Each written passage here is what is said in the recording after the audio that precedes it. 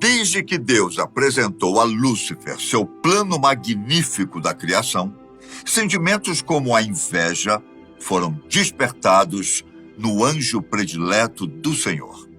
Com o passar do tempo, Lúcifer se rebelou contra seu Criador e foi expulso do céu.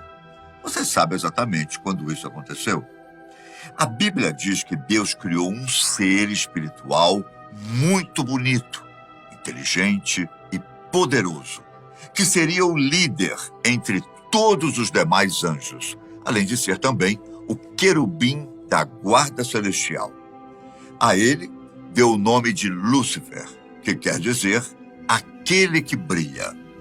Um nome cujo significado serviria posteriormente para trazer segurança e esperança às criaturas que habitariam o mundo que Lúcifer estava prestes a conhecer. Deus usou de todo o seu amor, sabedoria e perfeccionismo para criar aquele ser único, ao qual concedeu-lhe a vida. Em seguida, a ele Deus apresentou o mundo, as belezas do paraíso, ao mesmo tempo em que revelava seus planos em relação à sua criação. Ele disse também ao anjo qual seria sua função. Explicou ao querubim todos os princípios que regeriam aquele mundo. Ensinou-lhe sobre todas as leis físicas e morais que deveriam prevalecer, pois algo ainda maior do que o próprio paraíso estaria por ser criado. E, posteriormente, essa criação seria de sua responsabilidade. Mas antes que isso acontecesse, assim que Deus separou a luz das trevas, Lúcifer se viu no direito de conhecer os segredos das trevas, pedido que lhe foi recusado. A justificativa foi que ele havia sido criado para a luz, não para as trevas. Isso deixou indignado com o Senhor, já que o orgulho havia tomado seu ser. Com o orgulho veio a inveja e, com esta, o desejo de se voltar contra o próprio Criador, pois sua vontade era de ser exatamente como o Todo-Poderoso, conhecedor de todas as coisas. A humanidade já estava em seu início, e era ela que seria cuidada por Lúcifer, se ele não tivesse se rebelado. No entanto, ele traçou um plano, junto ao seu exército, para atentar às novas criações de Deus, que eram os homens. Deus, claro, descobriu seu plano e, insatisfeito com Lúcifer, o expulsou do paraíso, juntamente com os anjos que o seguiam. Bom, temos aqui a primeira versão da expulsão de Lúcifer do céu, que se tornou Satanás. Essa versão deixa claro que Lúcifer e seus comparsas foram expulsos muito antes do nascimento de Cristo. Talvez seja esta a mais aceita entre os religiosos e estudiosos bíblicos. Há uma outra teoria, baseada em estudos de um ministro religioso escocês chamado Thomas Chalmers, que viveu entre 1780 e 1847, em que fala sobre a teoria do hiato, ou do intervalo. Basicamente, essa teoria diz que, primeiramente, Deus criou um planeta perfeito e belo, o lugar ideal para os seres angelicais habitarem. Essa teoria parte de Gênesis, capítulo 1, versículo 1. No princípio, criou Deus os céus e a terra. Lúcifer, o príncipe dos anjos, rebelou-se contra Deus e foi destronado. Veja bem, Deus teria tirado dele todas as regalias e não exatamente expulsado o anjo do céu.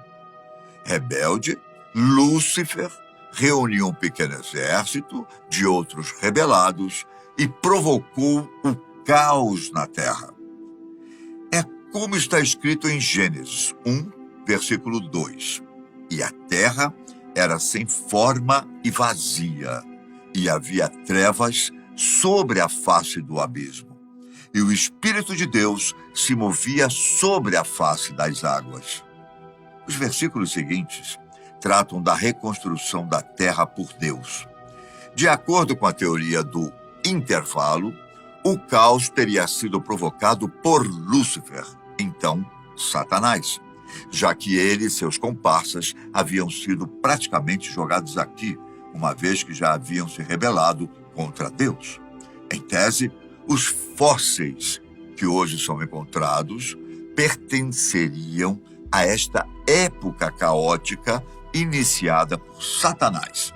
No entanto, essa teoria não é bem aceita por parte dos cristãos, que encontram na Bíblia outras citações que, a princípio, colocam em xeque quando realmente Lúcifer foi expulso do céu. Em Gênesis, capítulo 3, encontramos a passagem em que a cobra diz a Eva que não há problema algum em comer a fruta, cuja árvore Deus os teria proibido de comer. Eles não morreriam por isso. Eva, tentada, comeu a fruta e ofereceu a Adão, que também se serviu dela. Quando Deus os encontrou nus, somente cobertos por folhas de figueira, os advertiu e também castigou a cobra, dizendo que ela estaria condenada e que, dentre todos os animais, somente ela se moveria arrastando-se pelo chão, comendo o pó da terra. Bom, se a cobra representa Satanás, como dizer que ele foi expulso do paraíso, sendo que foi condenado a se arrastar por toda a sua existência e a existência de seus descendentes? Está aqui uma parte da Bíblia em que o mais importante é saber interpretar. E o que não falta são diferentes interpretações. Em uma outra passagem citada em Lucas 10, versículo 18, Jesus diz aos 72 discípulos que ele havia agrupado como preparadores para a chegada do reino de Deus. Eu vi Satanás caindo do céu como relâmpago. Então, se Jesus disse isso, por que a citação sobre a queda de Lúcifer se dá muito antes do nascimento de Jesus?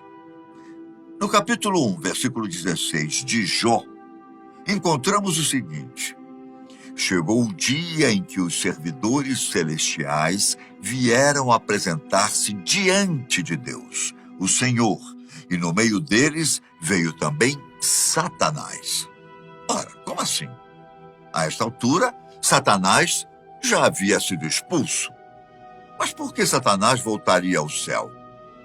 Uma das explicações é que assim que Adão e Eva se entregaram à tentação, acabaram entregando a Satanás o poder, digamos assim, de controlar as coisas aqui na Terra. Como representante do mundo, ele se sentia no direito de ir ao céu sob qualquer circunstância. Até o próprio Jesus Cristo, em reunião com seus discípulos, reconheceu o poder de Satanás sobre a terra, segundo consta em João, capítulo 14, versículo 30, que diz: não posso continuar a falar com vocês por muito tempo, pois está chegando aquele que manda neste mundo. Ele não tem poder sobre mim.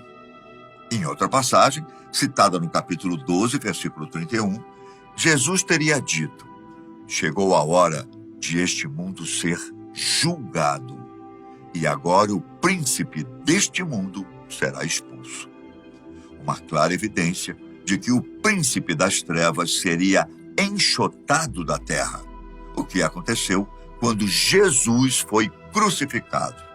Naquele instante, Satanás perdeu todo o seu poder, que foi barganhado com Adão e Eva, mas retirado pelo próprio Messias em sua morte. Satanás é um ser malandro por natureza.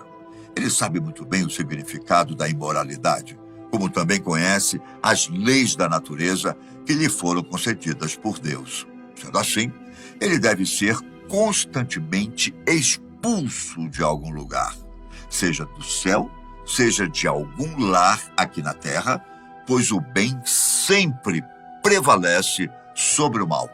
Assim nos disse Jesus Cristo. Ao ler o Apocalipse de João, vemos passagens em que o anticristo fará de tudo para comandar novamente a humanidade.